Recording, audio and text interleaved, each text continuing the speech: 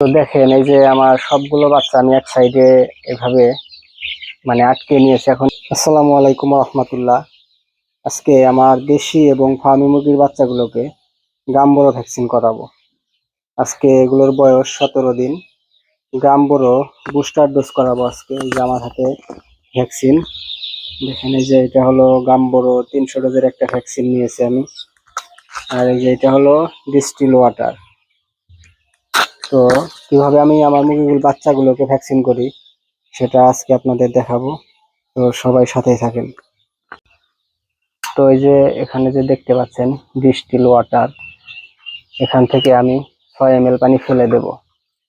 যেহেতু এখানে 15 ml আছে, আমার 300 ডোজের ভ্যাকসিন করার জন্য প্রয়োজন হবে 9 ml পানি।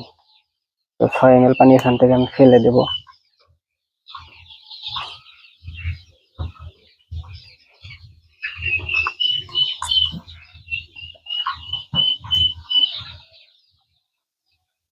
তো এই যে দেখতে পাচ্ছেন, দেখেন এখানে 6 ml পানি আছে।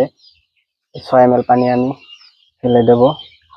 আর আমার ভ্যাকসিন করার জন্য যে 9 ml পানি প্রয়োজন, এটা আমি এখানে নিয়ে নিয়েছি। তো এর সাথে এখন এই ভ্যাকসিনটা মিশিয়ে নেব।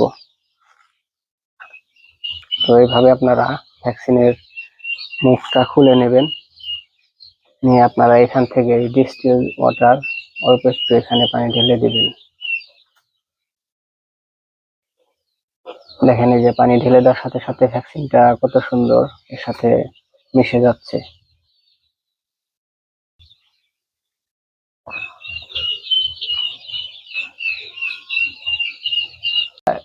এই যে ভ্যাকসিনের যে বোতলটা আছে, এটা হালকা ভাবে একটু নাড়াচাড়া করবেন, বেশি ঝাঁকাঝাঁকি করবেন না। সেই ঝাঁকাঝাঁকি করলে ভ্যাকসিনটা নষ্ট হয়ে যেতে পারে। তো এই ভ্যাকসিনটা আপনারা এর সাথে মিশিয়ে নেবেন।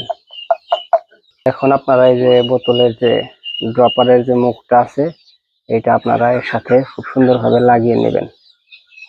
লাগিয়ে নেওয়ার পরে আপনারা এরকম একটা টিস্যু অথবা পাতলা কাপড় এই বোতলটার সাথে এভাবে পেঁচিয়ে নেবেন, না হলে হাতের তাতে ভ্যাকসিনের কার্যকারিতা নষ্ট হয়ে যেতে পারে। সুন্দরভাবে এইভাবে আপনারা পেঁচিয়ে নেবেন। তো দেখেন এই যে আমার সবগুলো বাচ্চা আমি এক সাইডে এভাবে আটকে নিয়েছি। এখন এখান থেকে একটা একটা করে ধরে তারপরে ভ্যাকসিন গুলো করব। দেখেন এই যে আপনারা এইভাবে বাচ্চাগুলো ধরে 1 ফোঁটা করে, দেখেন এই যে